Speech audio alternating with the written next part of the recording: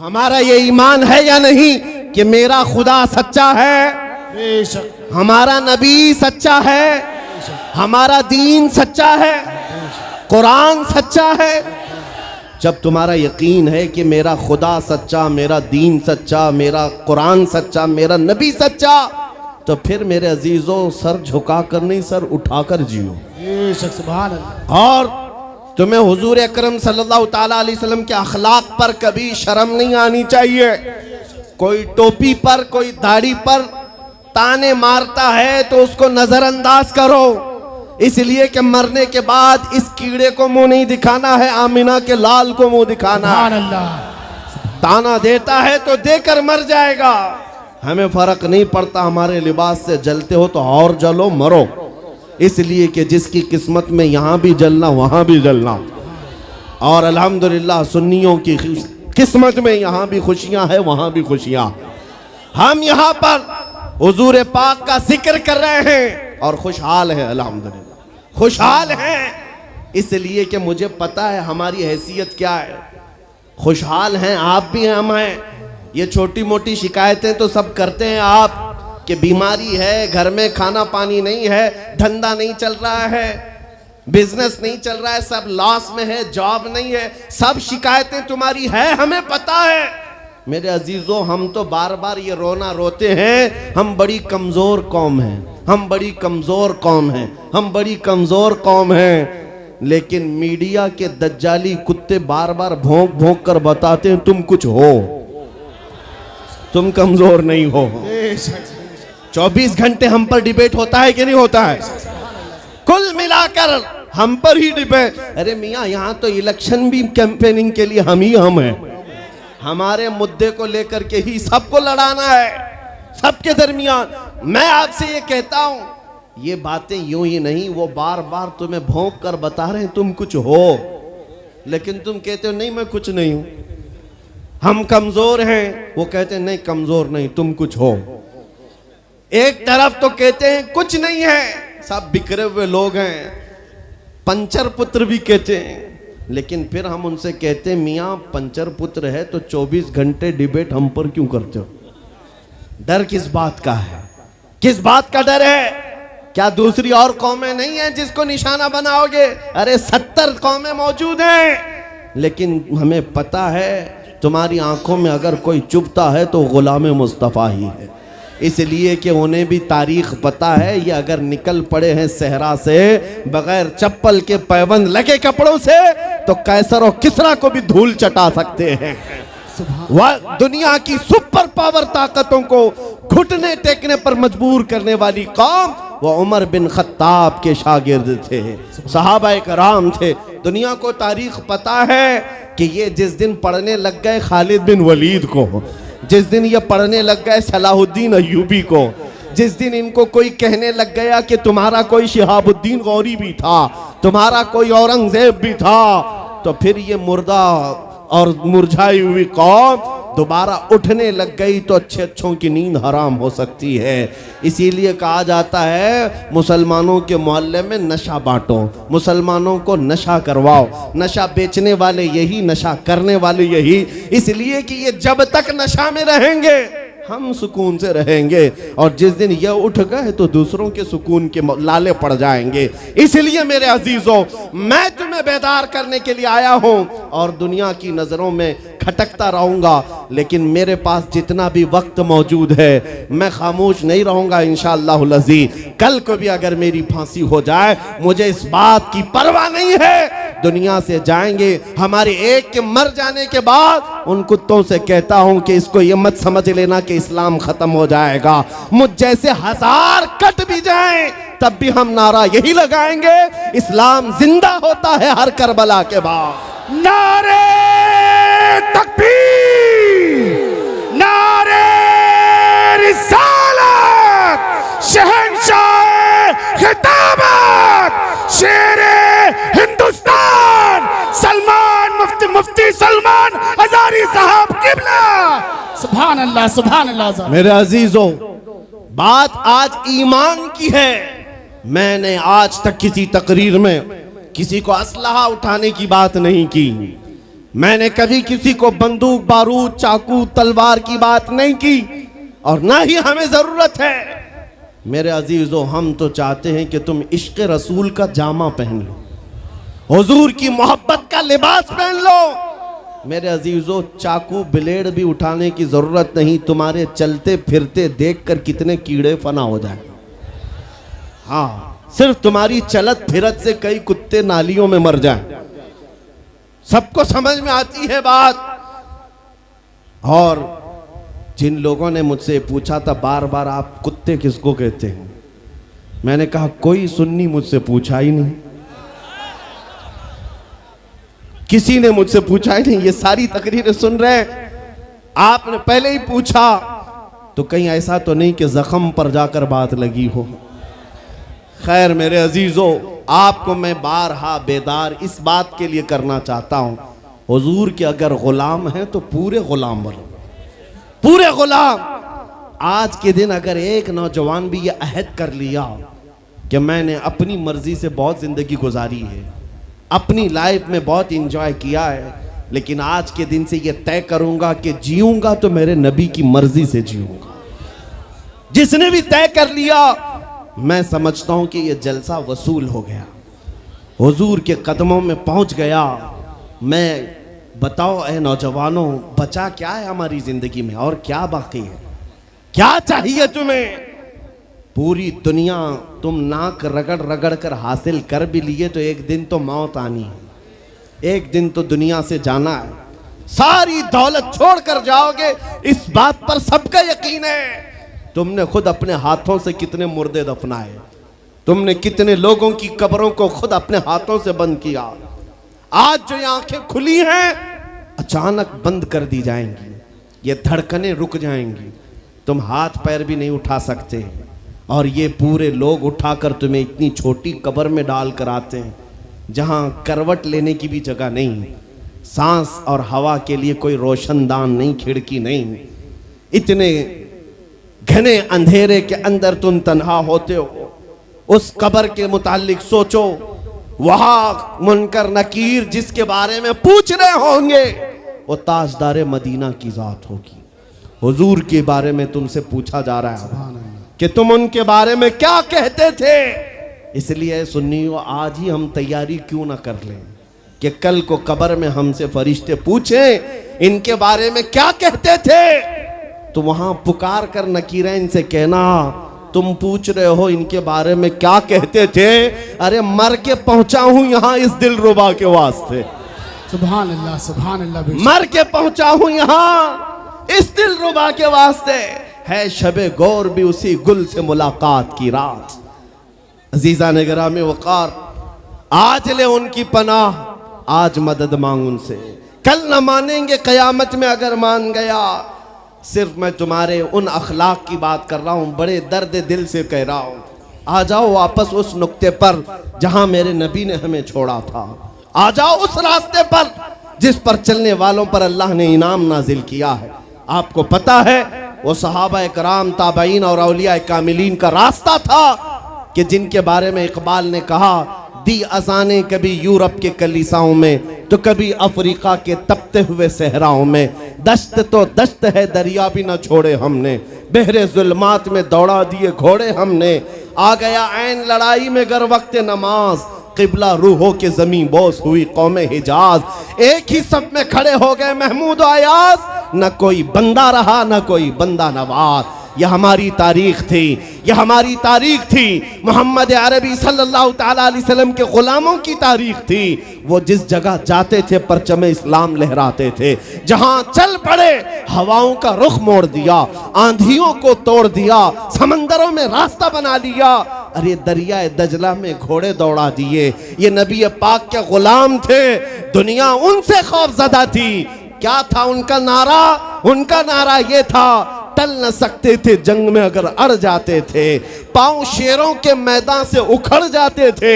अरे हक से सरकश हुआ कोई तो बिगड़ जाते थे। तेग क्या चीज है, हम तोप से भी लड़ जाते थे। नारे तकबीर, नारे रिसालत। देखो देखो कौन आया, देखो देखो कौन आया।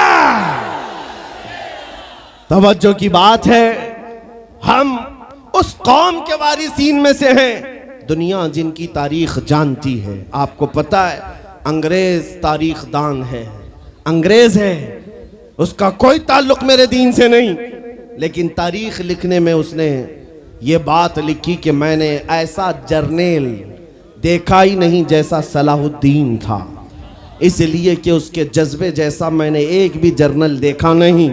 एक बार का वाकया लिखा है कि 12,000 की फौज थी सलाहुद्दीन के साथ, 12,000 की फौज थी सलाहुद्दीन अय्यूबी के साथ, और जिस वक्त वो मैदान में उतरा मुकाबिल में सलीबियों की तादाद 4 लाख की थी, 4 लाख की थी।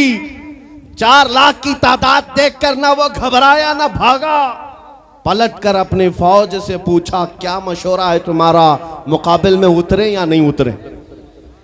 सलाहुद्दीन के लश्करी और उसके नौजवान सिपाही आम लोग नहीं थे, जज्बा जवान था। अर्ज किया है सलाहुद्दीन हमारे सिपह सालार, रसूलुल्लाह के सहाबा तादाद देखकर उतरते थे तो हम भी तादाद देख के उतरेंगे, अगर नबी के सहाबा तादाद नहीं देखते थे तो हम भी इस तादाद का कोई परवाह नहीं करेंगे। सलाहुद्दीन उनकी बातों को लेकर उतर तो पड़ा। तारीख लिखने वाला अंग्रेज आदमी है, कहता है मुकाबला कर लेना और बात होती है, लेकिन 4 लाख को तितर बितर करके रख देना तारीख की अलग बात होती है। सलाहुद्दीन के इस कारनामे के बाद वो अंग्रेज तारीखदान कहता है हमारे इलाकों में हाल ये हो गया था, हमारे यहाँ की माएँ अपने बच्चों को थपकियां देकर सुलाती थी और ये कहती थी कि बेटा सो जा नहीं तो सलाहुद्दीन आ जाए। सुभान अल्लाह, सुभान अल्लाह। ये मैं इसलिए बातें अर्ज कर रहा हूँ कि सलाहुद्दीन अय्यूबी की ताकत वो उनकी अपनी बॉडी की ताकत नहीं थी, वो ना ही किसी जगह से वर्जिश करके हासिल की हुई ताकत थी। सलाहुद्दीन की ताकत इश्क़ मुस्तफ़ा की वजह से थी, वो मोहब्बत रसूल का पैकर था। हमने तारीख में उन जवानों को देखा है जिन्होंने तारीख उलट करके रख दिया है, जिन्होंने जमीन में एक अलग परचम लहरा कर रख दिया है।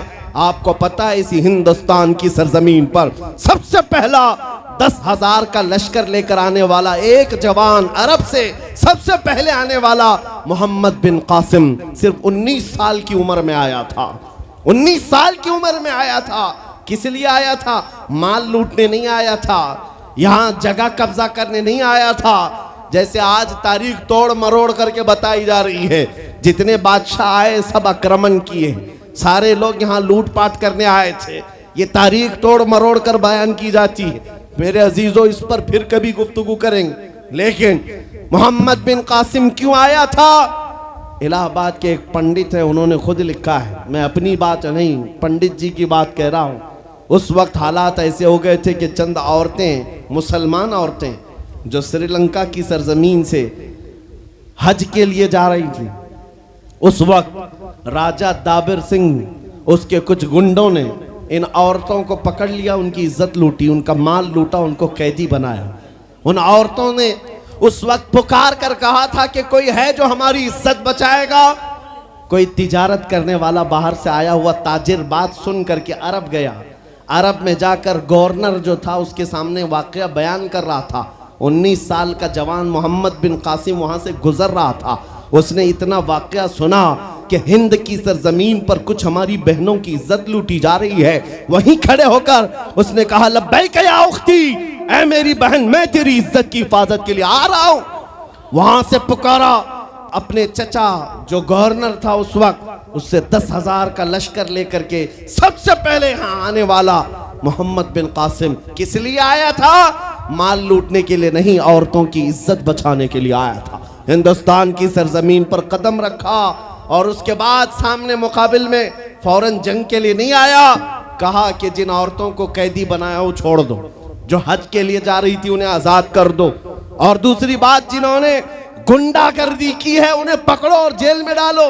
राजा को घमंड था, उसने इनकार किया तो मोहम्मद बिन कासिम ने कहा चलो आओ मोहम्मद अरबी के शेरों से मुकाबला हो जाए। 3 दिन का मुकाबला हुआ था, न राजा बचा न बाजा बचा, सारे हजारे इधर से उधर हो गए और मोहम्मद बिन कासिम का परचम लहराया। मेरे अजीजों, औरतों की इज्जत का मुहाफिज 19 साल का जवान था, जिसने आते ही औरतों की इज्जत भी बचाई और मेरे दीन का परचम भी लहराया। मैं आज पूछता हूं, हमारी उम्रें कितनी हो गई? कई जवान 25 साल 30 साल क्रॉस कर चुके। आज बहुत सारी औरतों की इज्जतें जब लूटी जाती हैं, तुम तो मोबाइल में देख देख करके शेयर कर देते हो, वीडियो इधर से उधर फैला देते हो और उसके बाद समझते हो हम बहुत बड़ा काम कर रहे हैं। हर कोई यही कहता है सबको शेयर करो, सबको शेयर करो। काय के लिए शेयर करो? मेरे अजीजों, ये कौन सी जंग लड़ रहे हो? व्हाट्सएप मोबाइल की जंग लड़ रहे हो? तुम्हारे अंदर अगर गैरत बाकी है तो मेरे अजीजों, किसी की इज्जत लुटते हुए देखकर तुम तमाशा नहीं कर सकते। ईमान बेदार करो, ईमान बेदार करो।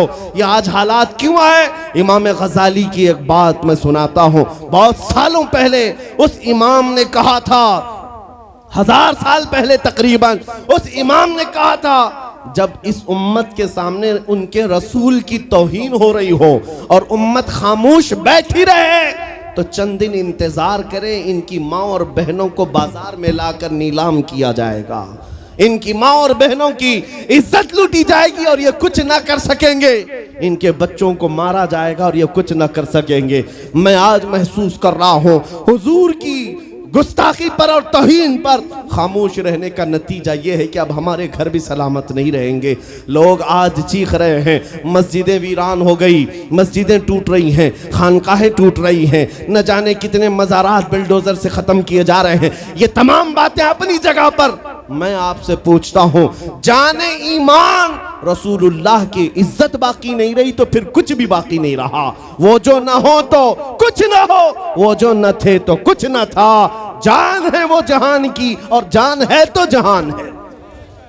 आपसे मैं यही कहना चाहता हूं, सीरियस हो जाओ, हसास हो जाओ। हंसी मजाक गलछड़े ये लतीफे लोगों के दरमियान अय्याशियां खत्म कर डालो। आज हर एक के घर से धुआं उठ रहा है और लोग अभी खुशियां और तमाशा देखने में मसरूफ हैं। आज पूरी दुनिया में जो तमाशा है आप नहीं अंदाजा कर सकते। फिलिस्तीन के बच्चों के साथ खून की होली खेली जाती है। हमने इराक में देखा है चंद साल पहले, जहां मैदान में खेला करते थे लोग, आज वो मैदान कब्रों से भर चुका है, कब्रों से भर चुका है। इतनी मौतें होती हैं कि जनाजा उठाने के लिए लोग नहीं होते, जनाजा उठाने के लिए लोग नहीं होते। ये तमाम हालात क्यों पैदा हुए? मुल्क के शाम के हालात इतने सख्त तरीन हो गए हैं कि तकरीबन 50 लाख के करीब बेघर हो चुके लोग, जिनका घर नहीं, सब टूट चुका।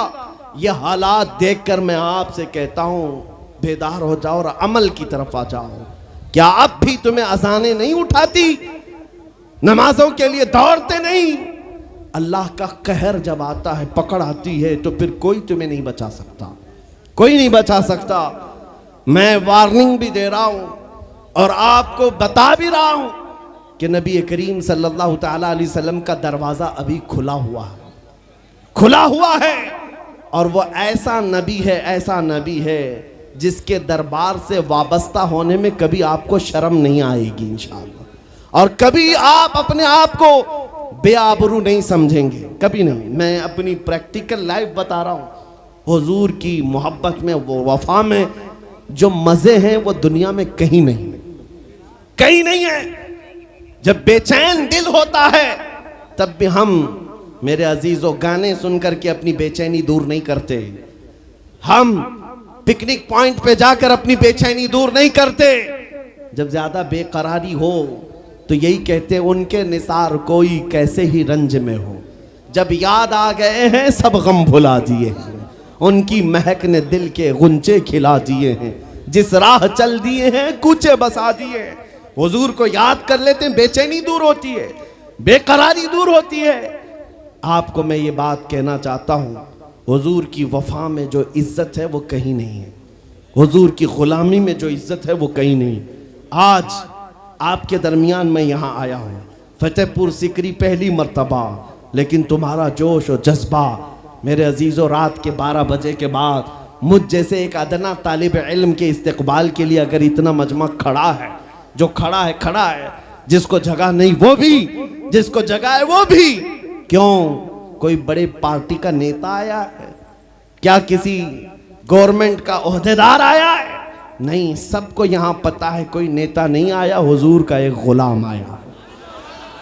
हमारी आज जो इज्जत है वो सिर्फ इसीलिए है, जब तक बिके न थे तो कोई पूछता न था। या रसूल अल्लाह, तुमने खरीद कर हमें अनमोल कर दिया। जब तक के मदीने से इशारे नहीं होते, रोशन मेरी किस्मत के सितारे नहीं होते। इसलिए आपसे भी कहता हूं, बेदाम ही बिक जाइए बाजार नबी में, बेदाम ही बिक जाइए बाजार नबी में। अरे इस शान के सौदे में खसारे नहीं होते। नारे तकबीर, लब्बैक लब्बैक लब्बैक या रसूल अल्लाह, लब्बैक लब्बैक लब्बैक या रसूल अल्लाह। ताजदार खत्म नबूवत, ताजदार खत्म नबूवत। मैं अपनी गुफ्तगू को समेटते हुए बात अर्ज करता हूं, तुम्हारे यकीन को बढ़ाने के लिए कहता हूं, आज भी तुम्हें पता होना चाहिए, हमारे दर्द को कोई समझने वाला है तो आमिना का लाल है, वो मकीने गुंबद खजरा है, जो बेकसों का कस, जो बेसहारों का सहारा। उस रसूल पाक की आदत ही ये है, आता है फकीरों पे उन्हें प्यार कुछ ऐसा, खुद भीख दें और खुद कहें मंगते का भला हो। आपको मैं ये बात बार बार इसलिए कह रहा हूं कि तुम ये मांगना छोड़ दो, लोगों के यहाँ हाथ फैलाना छोड़ दो, इनकी उनकी नौकरी चाकरी करना छोड़ दो। मेरे मुर्शिद ताजु शरिया फरमाया करते, बुल हवस सुन सीमो जर की बंदगी अच्छी नहीं, बुल हवस सुन सीमो जर की बंदगी अच्छी नहीं, उनके दर की भीख अच्छी, सरवरी अच्छी नहीं।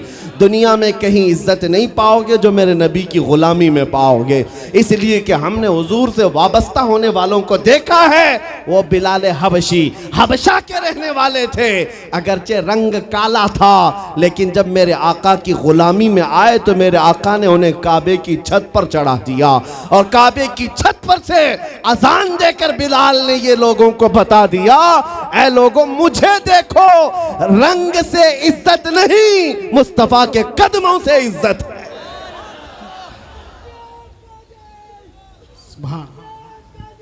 अजीजा ने ग्राम वकार, तवज्जो चाहता हूं, हुजूर की गुलामी में जो इज्जत है वो हमने देखी है। जो लोग सहाबाए कराम, जो सहाबाए कराम, सैयदना अमीरुल मोमिनीन उमर इब्न खत्ताब, जिनका हाल ये था 36 लाख स्क्वायर किलोमीटर पर तन्हा हुकूमत करते थे। उस वक्त मिस्र भी, शाम भी, यमन भी, इराक भी, फिलिस्तीन भी, अरब, ये 6 कंट्री पूरे मिलाकर तन्हा हजरत उमर की निगरानी में थे। और ऐसी निगरानी नहीं कि यहां बैठ करके बड़ी बड़ी मीटिंगें कर रहे हो और गरीब खस्ता हाल सो रहे हो। उस खलीफा इस्लाम का हाल ये था, वो मदीने में बैठकर खिलाफत कर रहा था, और बड़ी दूर एक औरत अपनी बेटी से कह रही है कि आज थोड़ा दूध में पानी मिला ले। बेटी कहती नहीं, खलीफा उमर बिन खत्ताब की खिलाफत है, उमर इब्न खत्ताब की खिलाफत है। घरों में तक उमर इब्न खत्ताब की निगरानी थी। ये कौन? उमर इब्न खत्ताब रज़ियल्लाहु ताला अन्हु, जिन्होंने लोगों का खून चूस करके हुकूमत की कुर्सी नहीं बिठाई। और दूसरी बात ये भी कि वो उमर सादा जिंदगी गुजारने वाले, उनकी सिक्योरिटी भी ऐसी नहीं थी कि रोल्स रॉयस लगी हुई हो, काली गाड़ियां आगे पीछे घूमती हों। मेरे अजीजों, उस उमर इब्न खत्ताब की बात कर रहा हूं। जब बैतुल मुक़द्दस फतह हो गया तो वहां से हजरत अबू उबैदा बिन जर्राह ने खत लिख करके भेजा कि लोगों की ख्वाहिश है उमर इब्न खत्ताब आप तशरीफ लाएं, बैतुल मुक़द्दस की चाबी आपके हाथ में दी जाएगी, आप तशरीफ लाएं। तो उमर इब्न खत्ताब रज़ियल्लाहु ताला अन्हु मदीने से चल पड़े अपना एक गुलाम लेकर के। लेकिन गुलाम और खुद होने के बाद एक ही घोड़ा था। तय ये कर लिया गुलाम के साथ कि 1 मील मैं बैठूंगा तू चलेगा और दूसरे मील तू बैठेगा मैं चलूंगा। ये शान उमर इब्न खत्ताब रज़ी अल्लाह ताला अन्हु की। मैं क्यों कह रहा हूं अभी बताता हूं। और इस तरह से सफर कटता रहा। 1 मील खुद बैठते, 1 मील गुलाम बैठता था, क्योंकि उनके अदल के सामने किसी की नहीं चलती। फिर जब इत्तेफाक ऐसा है बैतुल मुकद्दस करीब आया, लोग सब देखने के लिए बाहर आए, लेकिन घोड़े पर बैठने की बारी गुलाम की थी और आपकी चलने की थी। बारी बारी है, गुलाम बैठा हुआ आ रहा है और खलीफा वक्त रस्सी पकड़ा हुआ आ रहा है। लोग दौड़े दौड़े आए, फिलिस्तीन के अमीरुल मोमिनीन कहकर नारा लगा रहे थे। तो जो मौजूद सहाबा थे उन्होंने बताया ये घोड़े पर बैठा हुआ अमीरुल मोमिनीन नहीं है, ये घोड़े की रस्सी पकड़कर जो आ रहा है वो अमीरुल मोमिनीन है। ईसाइयों ने पहली मर्तबा देख करके पूछा था, ए मुसलमानों क्या तुम्हारा बादशाह ऐसा भी होता है? उस वक्त सहाबा ने कहा पहली बात तो हमारे यहाँ बादशाह होता ही नहीं, बादशाह नहीं होता। और उनकी ये जिंदगी मैं इसलिए बता रहा हूं। फिर ईसाइयों ने कहा अगर ये घोड़े की रस्सी पकड़कर चलता है तो इसके डर से कैसर और किसरा क्यों कांप रहे हैं? इसके डर से पूरा ईरान, पूरा रोम कांप रहा है। आखिर कौन सी ताकत है इस उम्र के अंदर? ये तो रस्सी पकड़कर घोड़े लेकर चल रहा है। तब जानते हो मेरे अजीजों, उमर इब्न खत्ताब रज़ी अल्लाह ताला अन्हु ने लोगों को जमा करके बताया, ऐ लोगों सुनो, मेरी हैसियत सिर्फ इतनी थी, मैं खत्ताब का बेटा उमर, बचपन में 2 बकरियां मुझसे नहीं संभाली जाती और मेरे बाप मुझे हर दिन मारते थे, बकरियां नहीं संभालनी आती। लेकिन आज गौर से देखो, आंख खोलकर, वही खत्ताब का बेटा उमर है। 36 लाख स्क्वायर किलोमीटर पर तन्हा हुकूमत करता है। इसलिए नहीं कि खत्ताब का बेटा उमर है, इसलिए कि मोहम्मद अरबी का गुलाम उमर है। नारे तकबीर, नारे रिसालत, मरहबा या मुस्तफा, मरहबा या मुस्तफा। अजीज़ान गिरामी वक़ार, मैं आपको कई मिसालों से बता सकता हूँ। इज्जत सहाबा ने रसूलुल्लाह के कदमों से पाई है, इज्जत नबी पाक के कदमों से पाई है। आज जिस जलसे में जाएं, आला हजरत आला हजरत। अभी अगर मैं पूछूं अरे भैया लीड खिंच रही है भैया, स्टेज पे से नीचे आया, फालतू लोग सब लीड खराब हो रही है, वहाँ खिंच के। अरे भैया फालतू लोग नीचे आ जाए, इतने लोग बैठने से कोई फायदा नहीं है। पूरी लीड खींची जा रही है माइकों की।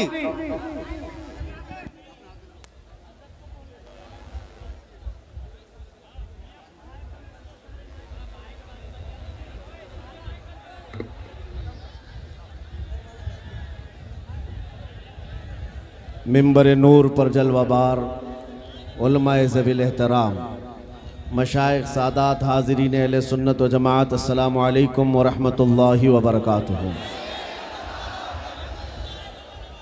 अल्हम्दुलिल्लाह, अल्हम्दुलिल्लाहिल हन्नानिल मन्नान, अल्लज़ी खलक़ल इंसान व अल्लमहुल बयान, वस्सलातु वस्सलामु अला रसूलिही सय्यिदिल इंसी वल जान व अला आलिही व अस्हाबिही ज़विल खैरि वल इहसान, अम्मा बअद।